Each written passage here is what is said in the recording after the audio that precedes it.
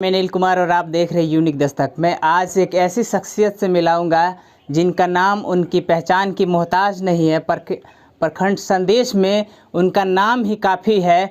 वो समाज के तौर पे एक ऐसे नेता है जो समाज की भलाई की हमेशा बात करते हैं और आज वो कोरी पंचायत में समिति के पद से वो लड़ रहे हैं। वो काफ़ी शिक्षित हैं, जुझारू और कर्मठ नेता है। उनसे हम बात कराएंगे कि उनके पास क्या क्या मुद्दे हैं। आज समाज में जितने भी लीडर्स आते हैं वादे तो बहुत सारे करते हैं, लेकिन क्या वादे उन्हीं के तरह इनका भी वादा रहेगा या ज़मीनी स्तर पे काम करेंगे। बात करेंगे कि इनका पहला मुद्दा क्या होगा, विकास के मुद्दा पे काम करेंगे, भ्रष्टाचार के खिलाफ काम करेंगे या ये भी भ्रष्टाचार के पक्ष में काम करेंगे। तो आइए बात कराते हैं हम आपको रवि जी से बात कराते हैं, आपसे रूबरू कराते हैं। यूनिक दस्तक में आपका स्वागत है सर। धन्यवाद। सर ये बताइए कि आप कौन सी पंचायत से आप चुनाव लड़ रहे हैं और क्या पोस्ट के लिए लड़ रहे हैं? हम कोरी पंचायत से चुनाव लड़ रहे हैं, पंचायत समिति सदस्य के लिए।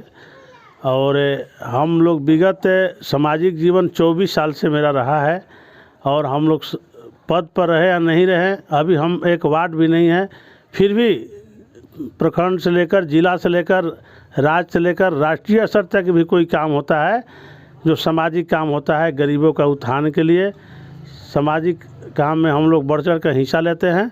और जहाँ भी जितना भी हम लोग का अप्रोच है, जितना भी लगाव है, हम लोग काम कराते हैं ज़मीनी स्तर पर। सर ये बताइए, आज जिस तरीके से देख रहे हैं कि ये पूरी भारत भर की ही बात है, दयनीय स्थिति हो चुका है, भ्रष्टाचार चरम सीमा पे है। ये बताइए सर, जब आप जीत के जाएंगे तो आपका सबसे पहला मुद्दा क्या होगा? सबसे पहला मेरा मुद्दा होगा कि कोरी पंचायत के अंतर्गत जितने गांव आते हैं सभी गांव में ज़मीनी स्तर पर विकास करना और शिक्षा स्वास्थ्य का सुविधा देना और सभी लोग के आपस में मिलजुल कर रहना और रहने के लिए प्रेरित करना। जो ग्राउंड लेवल पर हमने नवंबर में ही कोरी पंचायत के अंतर्गत चेला गांव में हमने घूमा था। दलित मोहल्ला का स्थिति बद से बदतर है।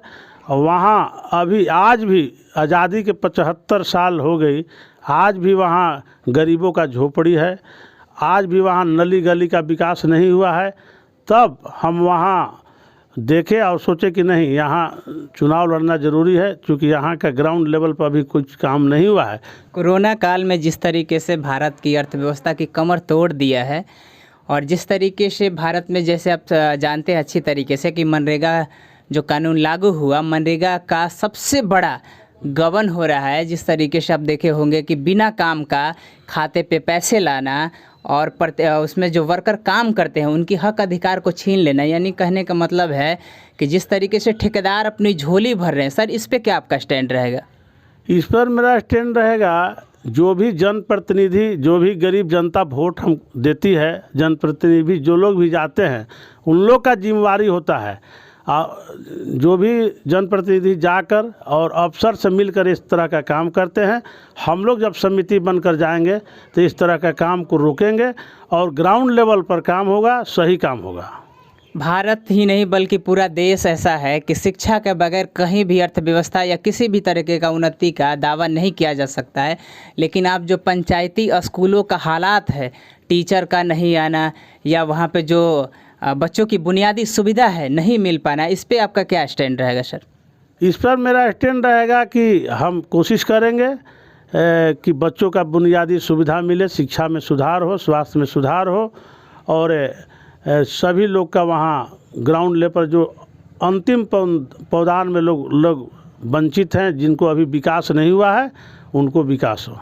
सबसे ज़्यादा करप्शन की वजह से भारत, जो मोदी जी बोलते हैं कि 5 ट्रिलियन इकोनॉमी हम बनाएंगे भारत में, लेकिन सबसे ज़्यादा करप्शन देखने को मिलता है। करप्शन के विरोध में आपका क्या स्टैंड रहेगा?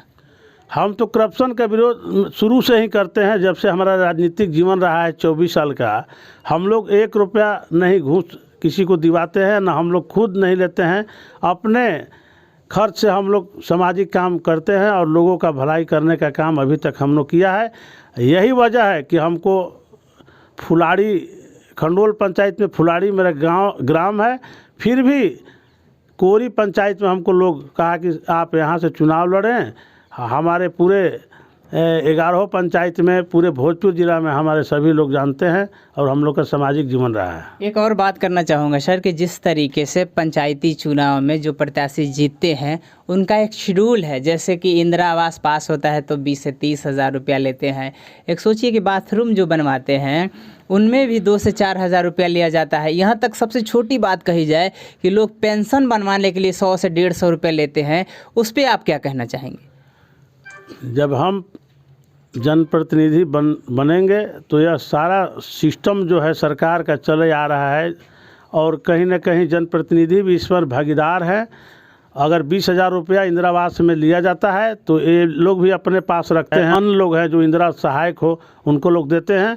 यह सारा जो भ्रष्टाचार का जड़ है इस पर हम लोग रोक लगाएंगे और इसका अथक प्रयास हम लोग का रहेगा कि 1 रुपया किसी का नहीं लगे और जिनमिन काम हो।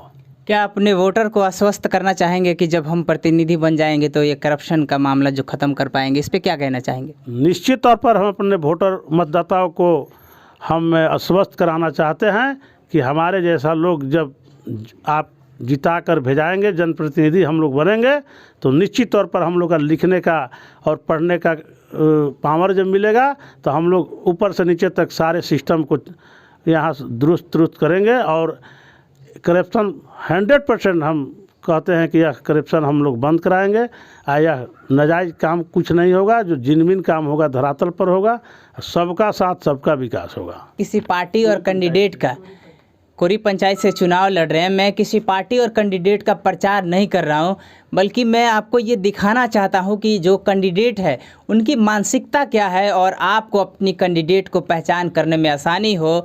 और मैं इसको खंडन करता हूं कि मेरे कहने की वजह से आप किसी को वोट नहीं देंगे। आप उसी कैंडिडेट को वोट देंगे जो आपका और आपका कैंडिडेट का विचार मिलता हो, काम मिलता हो। मेरे साथियों, ये थे रवि जी, जिनका जीवन पूरा ज़िंदगी संघर्ष में बीता है और सामाजिक कार्यों में बीता है। कैमरामैन मिथिलेश कुमार के साथ मैं अनिल कुमार। अगर आप हमारे चैनल पर नए हैं तो सब्सक्राइब करें। अगर ये हमारा खबर अच्छा लगे तो उन हर मतदाता के पास पहुंचाएं जिनका संवैधानिक तौर पे 18 साल हो चुके हैं और उनको मतदान करने का अधिकार है। और विदा लेते हैं, आगे ही ऐसे ही अपडेट के साथ मिलते रहेंगे। तब तक के लिए